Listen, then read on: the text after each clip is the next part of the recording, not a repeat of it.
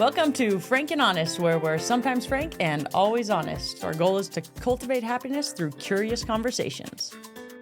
This voice you're hearing now is Ali. This is Tiffani, or Tiff, but we are all about health, happiness, and having a good time. Okay, welcome to the Frank and Honest podcast. Today is the first of many episodes to come. We are setting the stage for Frank and Honest today, but we are all about health, happiness, and having a good time. Yeah, so today what we want to do is kind of go through it and tell you a little bit about what we're doing with this podcast and go from there. And then we're hoping to interview each other to give you a little bit of behind the scenes of who we are and what we're all about. Yes, so getting to know Tiff and Ali, the Tiffanality, the TnA behind Frank and Honest. Seriously. So with this podcast, what we really want to do is bring in people that are, health minded, they're happy, and they do things that make us say, whoa, dang, like, whoa, dang, that's cool. Yes, so there are many of those to come, but first, you get to know Ali and I. Get to know Ali and I. So just starting off, Ali.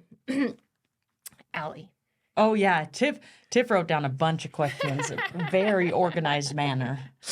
So many people that we know, they ask us a similar question because we're business partners. Mm-hmm.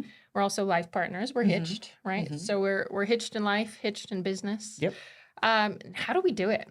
How do you still like me? And I think what people say is, how do you not murder your spouse after all these years of working together and spending 24/7? I think the key has been, I'm incredibly funny, has been one of the keys to our success. But ultimately, I think because we focused on having a good time, really focused on staying interested in what the other person wants to do for fun. We've been together for quite some time now, and I still have no idea who you're going to grow up to be. So that keeps it interesting. And I think a dedication to making sure that no matter what happens, we're going to figure it out and do it in the best way. What about you? What do you think? How do we do it? Well, you're totally right. You are funny, so that makes things a little bit easier. Oh, yeah. Well, I think back to when we first started our businesses together, which was, I guess, about 7 years ago. When we first started out our businesses, we were trying to communicate vision in construction. It was one of the things with completing a project, because we were flipping houses. Mm-hmm. And we would find ourselves constantly battling each other. But what we were really doing is we were saying the exact same thing, just in a totally different way. Yeah. And you would always tell me something. Yeah, because we would have the same ultimate vision on the end, but you would say it wrong. Is really what would happen. Is we'd have the same vision of what we wanted the project to look like, but then you would say it all wrong, and you would go about it in just clearly the wrong way because it was different than mine. Yeah. Right. But ultimately what that led us to learn was that, we had the same vision, but we are still different people, which is fun because I really don't want to be married to myself. That's good. Good for me, at least. Yeah. Totally. So much about communication. And it's funny because now that we are performance coaches and we're able to utilize some of these tools that we've learned the hard way, and now we can kind of cultivate, there is a method to the madness. And being able to share that with people is pretty incredible. Yeah. And there's a lot of different ways we can do that. And that's part of what we're here to do at Frank and Honest, is share some of those things. One more question for you. Okay, good. So, you've spent in your career since high school. You've spent, I don't know, about 20 years coaching. Yeah. Right? Coaching mostly athletes to begin with. So now as a performance coach, and you have not just the physical element, we've got the mind, body, the whole kit and caboodle. So what would you say now, looking back at the athletes that you have coached, what is one of those distinctions between what takes a person from good to great? That's a fun question because, as you progress in coaching from, junior high, high school, collegiate level, the athletes all kind of change together. So there's a certain level of expectation. Once you're a collegiate athlete, everybody on the court is good, right? So that's a really good question. And the difference between good and great, one of the biggest thing was mindset, right? The player's mindset. At some point, everybody has a certain basic level of skill, and they can execute a task in a certain way that is above average, right? Once you're doing it at an elite level. But then it becomes a question of where does your mind take you and where does it lead you? And are you paying attention to other people? Do you know how to read a room? Do you know how to read, the other players on the court? And it's really kind of obvious when you see a player who's good at it. It makes it really fun because then you can coach in a different way. Instead of just coaching skills, now you can coach a little bit more tactic and style and execution in a way that affects both sides of the court, which then it gets really fun. But I'd say mindset and where that person is willing to go in their mind and how curious they are about what they're doing is a big differentiating factor in good to great. Somebody who is not curious about what they're doing anymore, even though they're at a high level, it's hard to improve when you're not curious.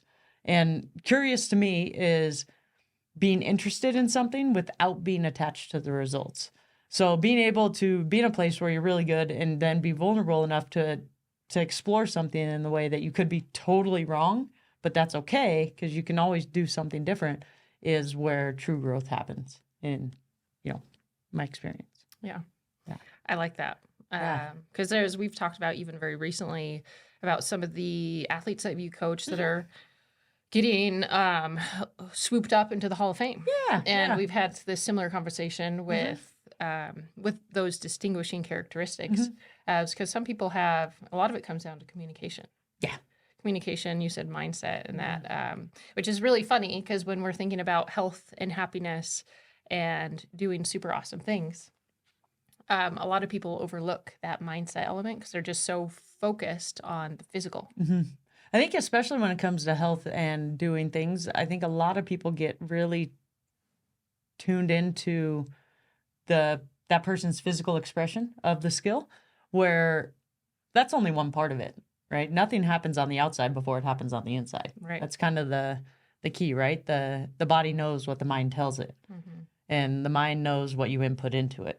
I think that when you break it down, our physical body and our mental space is really, our physical body is an expression of all the things that we could consume, and consumption happens on a lot of levels. So a lot of people, when they hear consume and physical body, they just think food and drink, right? What you're eating what you're consuming through your mouth, right? But there's a whole lot more that goes into that when you're talking about what are you consuming into your brain? What are your eyes seeing? What are you hearing? What are you smelling throughout the day? And what are you intaking? How are you breathing? I know you're big on breathing. 100%. Yeah. So when you think about the breath, how does that play into somebody's physicality and their ultimate expression of self? Oh my gosh. Yeah. I love this question. The breath, when I first started understanding that the breath can do so many things, one of the things that really hit me was the mind controls the body and the breath controls the mind. So in the past, I had all sorts of anxiety, all sorts of things I was going through. And what I would notice actually was in you. I would notice, I'd be like, are you even breathing right now? And I remember there was a part when we first started our business, we were really stressed. We were really stressed. But of course, it's the easier to notice something in somebody else than it is yourself. So of course, I'm noticing this in you. But what's really happening is I'm not breathing either. And in learning to breathe, and this sounds kind of...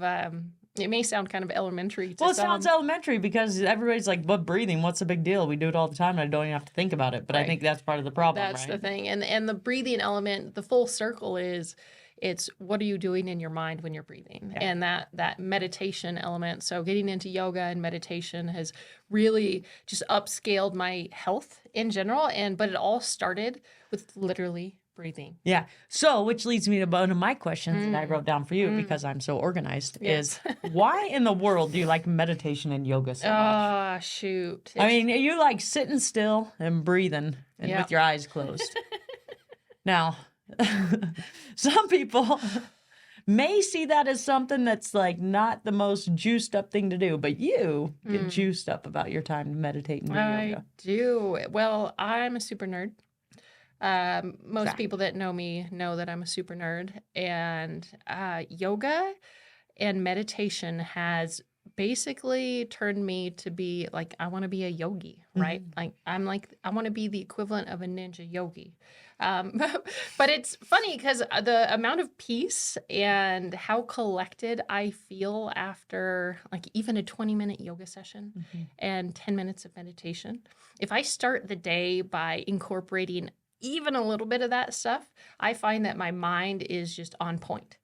My mind is on point and I'm calm, collected, I'm poised, I'm ready to rock and take on what the day is going to come. And but it's not everything though. Like I also really desire some really intense physical cardio and some of the crazy stuff that we've done in terms of endurance adventures. Yeah.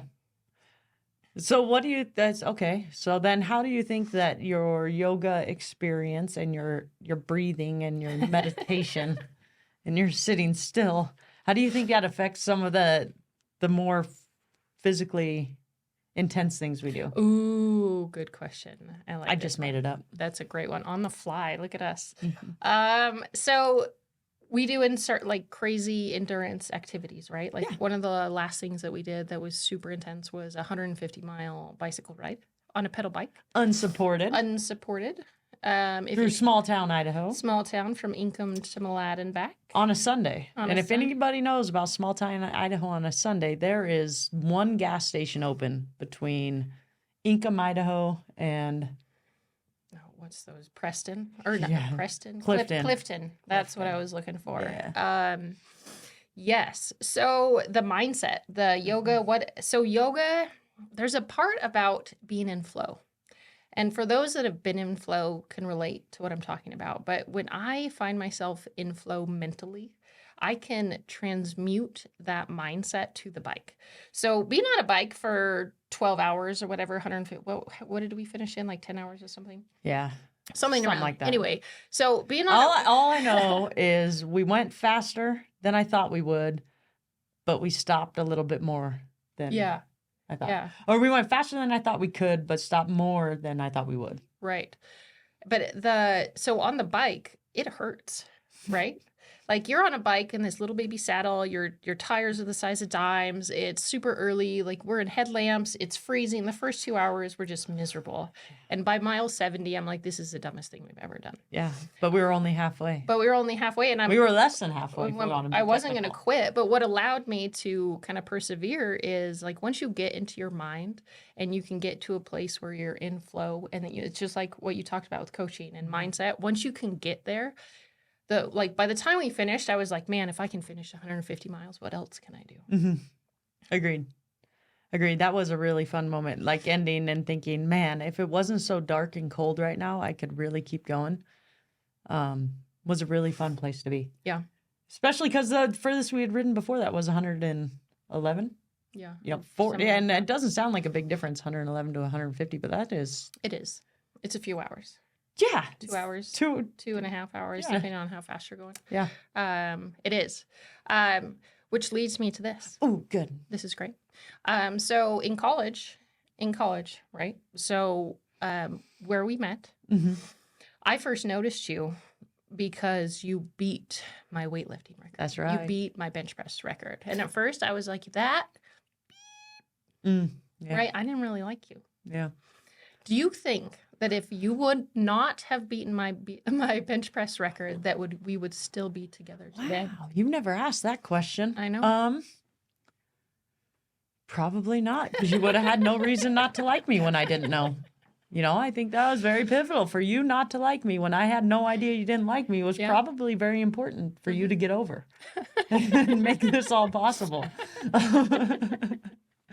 Because that was kind of the funny part is you were upset and I had no idea. Right. And that kind of explains a lot of our relationship. It does, especially because then the next time I saw you in the weight room and you were so happy, it pissed me off even more. Yeah. Well, I was just happy working out, having a good time. Yep. You know, just because I was swole. Little did you know. Little did I know. That would be the foundation I know. of our relationship. Because I still kind of find myself in a position, especially cycling, where you're a Zoomer. Mm-hmm.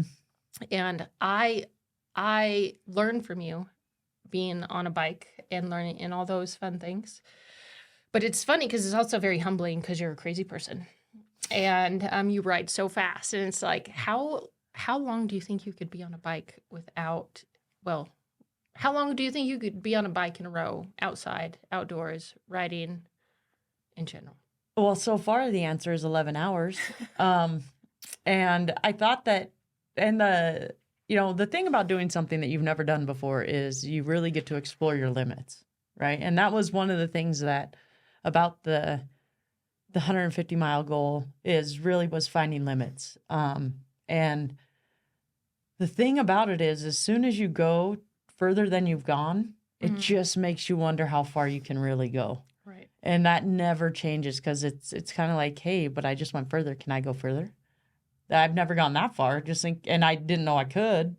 Well, now that I have, how far can I go? And that's kind of the perpetual question in my mind is how far can we go? And that sort of is what drives a lot of our physical activities. Because I think in general, you have input, so I'm not just I don't even know where you're going. cracking a whip here. But a lot of the stuff we do for fun, a lot of the adventure stuff, a lot of times I'll think of the ideas. Yeah. Right. Totally. And one of the things that has been really good, I think this is another reason why we work so well, is because you'll just say yes. Yeah. To no matter, I'll come up with dumb ideas and you'll just say yes. And I'm like, okay, well, I guess I got to figure out how we're going to do this. I didn't think you'd say yes. Yeah, I didn't think anybody would say yes, and so it makes it fun to create these experiences where we get to see how far we can go. Worst case scenario is we suck and we fail, but at least we're hanging out together. Okay. Yeah. And we've worked hard enough on us and our communication that like we won't get pissed off. We won't fly off the handle at this point. Like, right. If we were going to do that, we would have done that in year 2 or 3 or 4. We already made those. Yeah, mistakes. we've already done that. So, and it wasn't that fun, so we decided to find a way to not do it. Yeah. And that's been the fun part. And so to see, this year we have some pretty big things lined up. Yeah. Oh my God. It's actually one of the things I was going to ask you about. Well, why? Yeah. Do. Well, on the docket for this year. Mm-hmm. So, before I ask that, I actually want to ask one question before that. So, you talk about how you're on the bike. Mm-hmm. You don't know the limit on how far you can go, which is awesome. But it also relates to success, right? So, there's the balance between success and happiness and achieving. And there you find many athletes, and I'm sure you've experienced this as a coach. You have so many athletes, they hit a PR. They keep hitting a PR. But they find themselves not content with where they are at in their achievement. So with you especially, because whenever we're doing something, you're always going to go a little bit more. Like that's kind of, I swear that's one of the things that your foundations of who you are is, if somebody can go this far, I can go a little bit further. Yeah.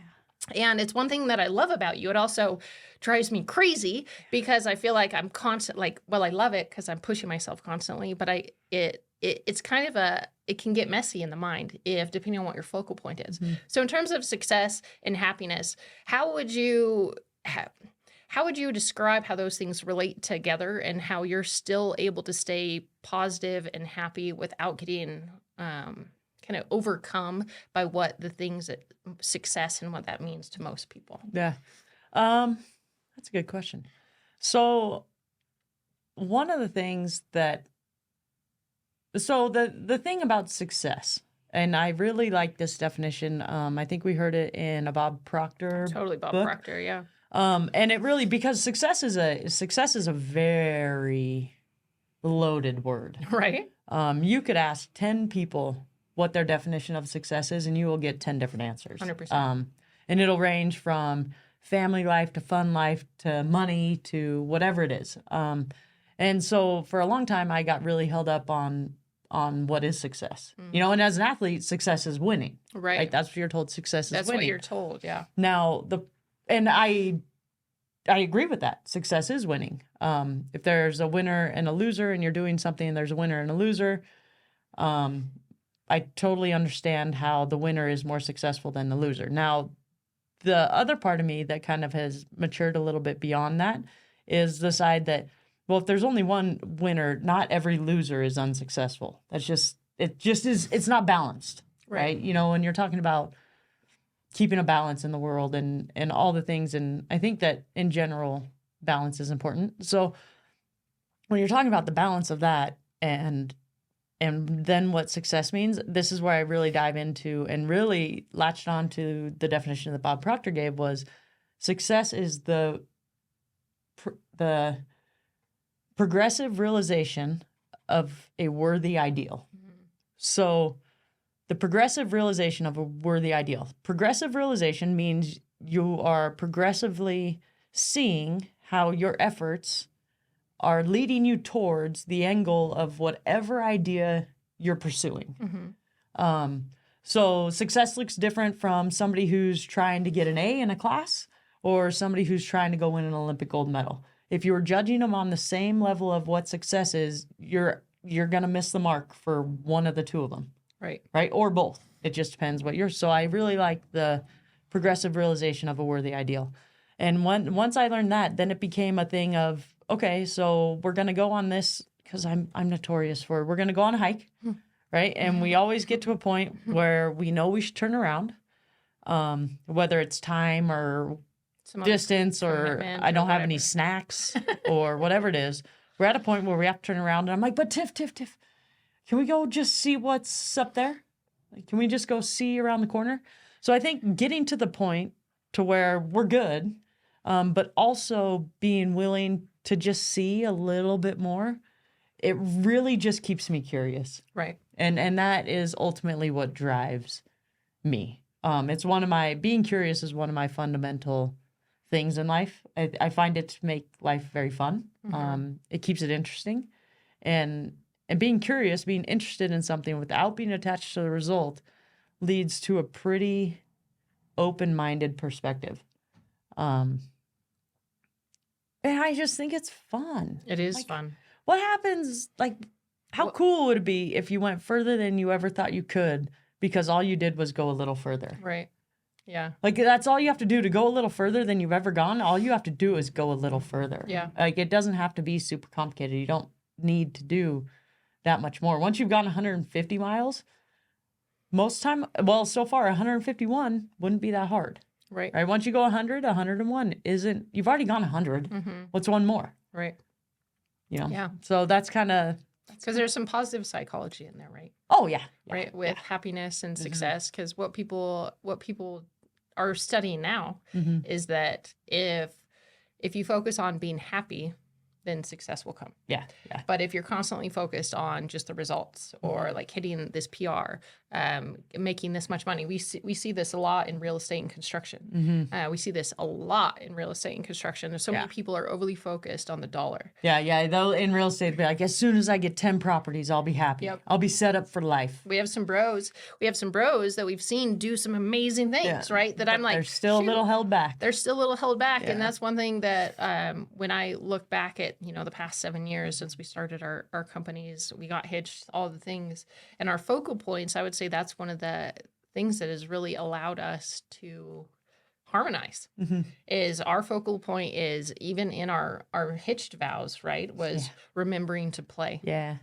How not everybody gets hitched like we do. No. But it's kind of funny, and I think about that now because there's so many lessons that we've learned up until this point the hard way. And now I look back and then I read these books about it and I'm like, shoot, like people are actually like, there's people with PhDs that have whole research programs on these things that I'm like, wow, but I'm realizing it now and realizing some of those things. So it's kind of interesting to come full circle with that and know that the focus on the fun isn't, it's a way of life. Yeah. It's a way of life, and the success has followed us. Yeah. And at first that can be a real a real challenge to accept. Yeah.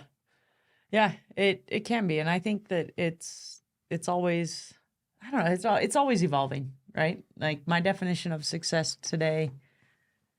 Well, I actually think that I don't know, this one's held on for a long time and I'm known to change my mind quite a bit. Mm-hmm. So the fact that this one's held on for about 5 years long. now it could be a sticker. Could be. I mean, but it could be. I want to talk about the feel-good theory. Oh, the feel-good theory. So can you tell us a little bit about the feel-good theory? That's something that Ali has coined, and it's something that I really love, and I love to share with as many people that are willing to listen. You do love this feel-good theory. I just want you to share that and share what the feel-good theory is, and then how has that helped guide you to be you? Okay. So the feel-good theory, it's really complicated. Not really. So the gist is and this is ultimately to help guide what the things, because you can do whatever you want in life. There's infinite opportunities to do and create and be whatever you want to do in the world. I think if we look at the broad culture, we can see that, there's people are doing all sorts of things. And the spectrum of it is so vast. So, and then it leads people to go, well, what should I do?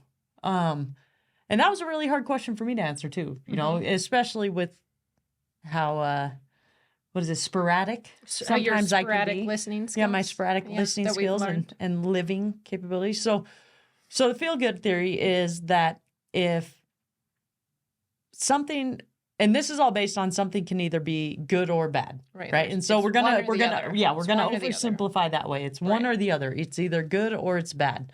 Now I know that there's this gray world in between, but for this, we're gonna break it down to good and bad.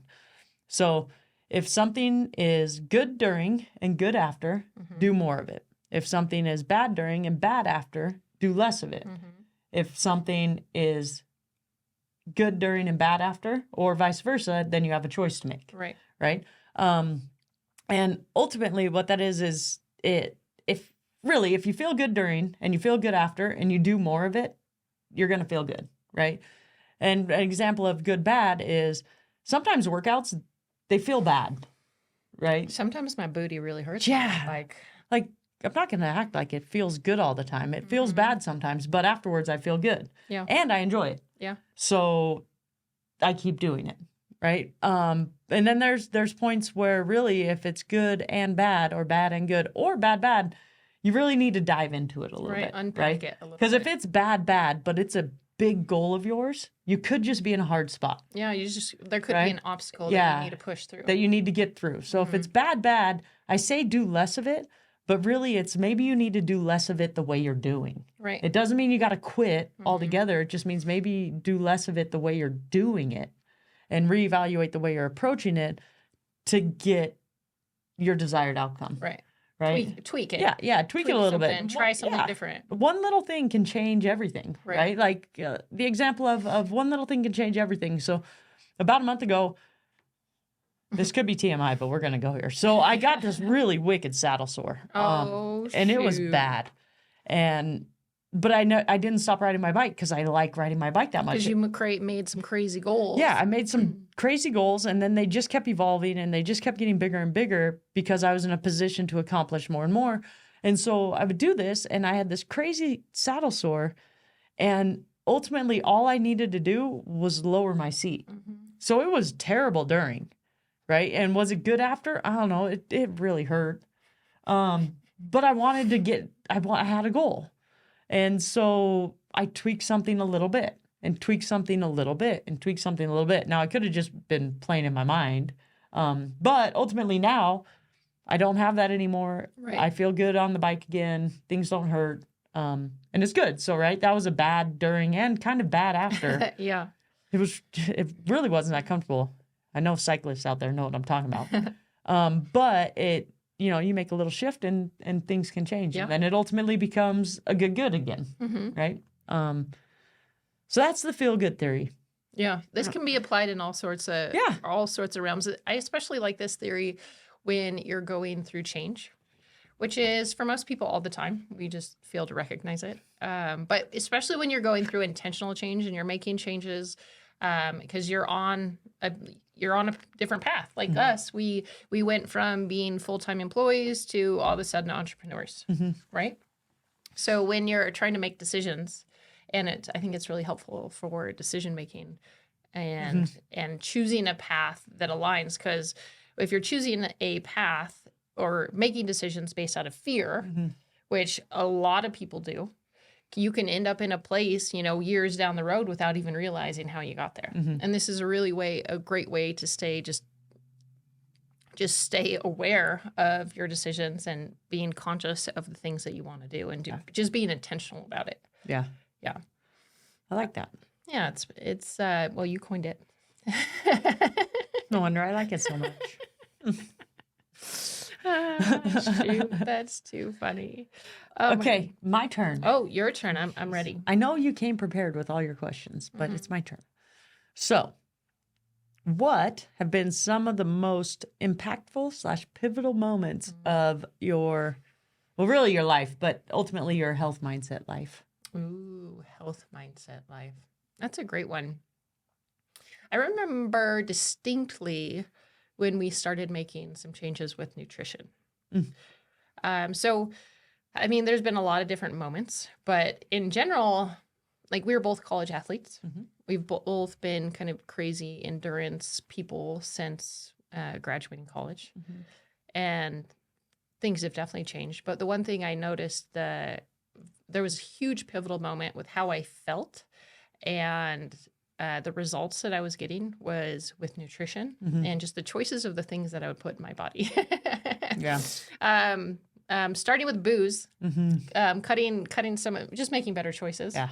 Going The from quantity college, of right? consumption was probably a little bit tilted on the scale. Right. The college mindset to, after you're in your 30s and all of a sudden things feel different. Yeah.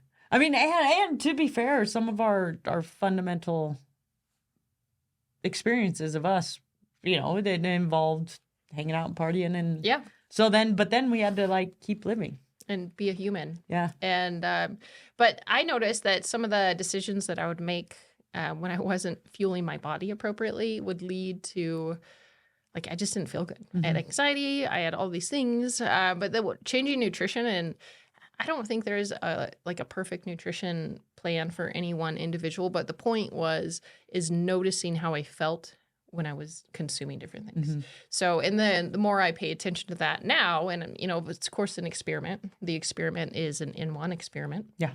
And the N1 is me, and the N1 is one. and you're the other side of that. But we're both different too. But nutrition was huge in my overall health, and then just making small pivotal changes in focal points with what I wanted. Because not everything is rainbows and unicorns, and people, going through, I got in that stinking car accident and went through bouts of depression and different things that kind of set me off kilter in a way where I was making choices that definitely don't align with who I am today. And some of those wake up calls when you go through something really traumatic and near death experiences kind of force you to wake up a little bit. But the nutrition was huge, and getting those focal points on health and just paying attention. Because there's no one workout program for everybody. No. And by workout program, No, and I mean this is full health. That says that this is the one thing that's going to work for everybody, meh. Yeah. I mean, I'll check it out. I'll try it. Yeah. But I don't think there's a one size fits all. I think it's more of a, hey, what are you doing now? Where do you want to go? What do you want to feel like? And choose a lifestyle that works for you. And for me, it's been just figuring what that looks like. Yeah. That's fun. Yeah. It's a curious approach. It is kind of curious in that happiness element too. It is indeed. For you, you're a really social critter by nature, right? But it's kind of interesting when we find ourselves when I see you in the flow and living your best life, well, you are super social. I'm also curious with what would you choose, when you want to be in flow and living your best life, would you choose to be around a bunch of people, or would you choose a solidarity in the wild to get there, or is it even a fair question? Is there an answer? That's a fun question. It is. Well, of course, like any good answer, it depends. Of course. But I know there is, I really enjoy good people.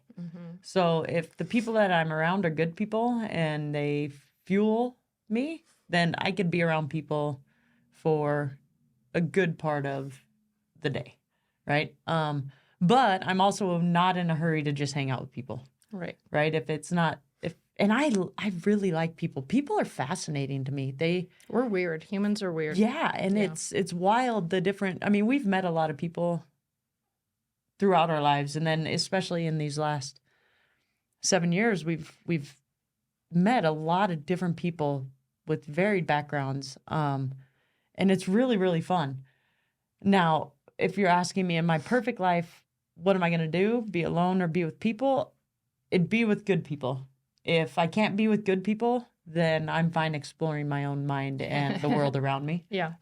Of course, by that I mean you're coming with me, because so far you're pretty fun. So far. Yeah, so far. Don't count your chickens. You still got plenty of life left. Right. There's to a live. lot of chickens. Yeah. You got to stay on point here. Golly. But it really is, people I think they keep life fun. They keep it interesting. And good people keep it really interesting. Yeah. And they expand the mind, right? And I think that learning from people is always fun. I don't think it takes direct interaction either to make this happen. I've learned from a lot of people that I've never even met, that they've shaped some of my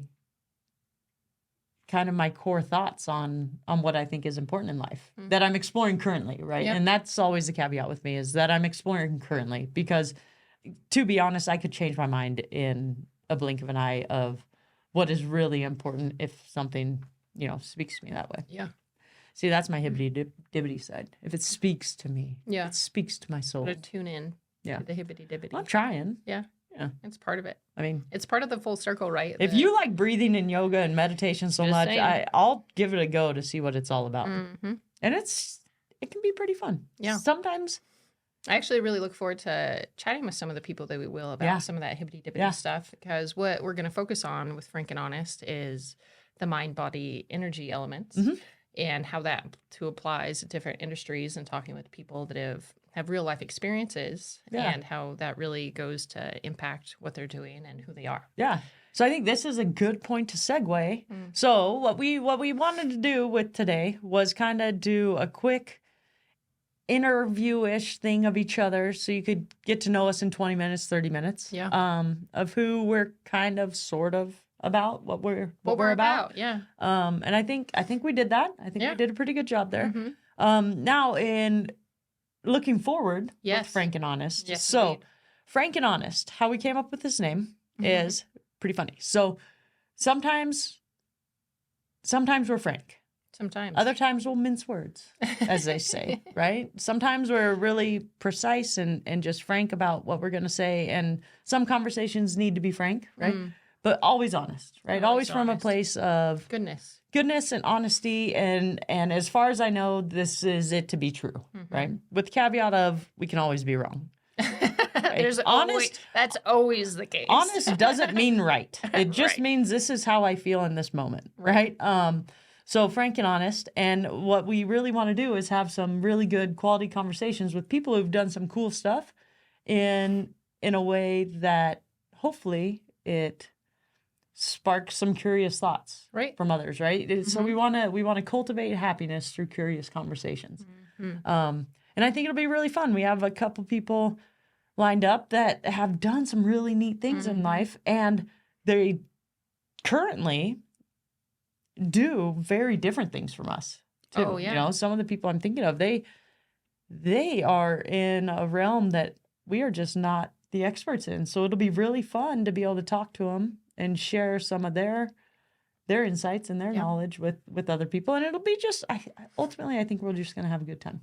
Totally agree. And because really, and one of the things that goes into that is like, even the best of the best need somebody. Oh, yeah, yeah. They need a coach. Everybody needs somebody. Even the best athlete needs a coach. Even the best construction worker, needs a mentor. And that you can flip those words around to apply to you, but it's totally relevant. And I just want to ask you one thing, because I strongly believe that thoughts are things, right? Yeah.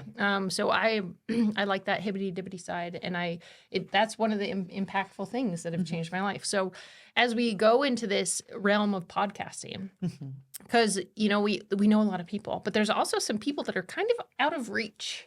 Oh, yeah. That I would say that it'd be kind of challenging to get them on our on our show. But if you could pick, pick one person.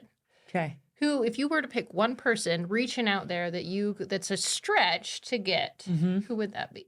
Oh, my number one person that is occupying a lot of rent-free space in my mind lately, because of her perspective. Yep. Courtney DeWalter. 100%. 100%. She ultra marathoner Courtney DeWalter.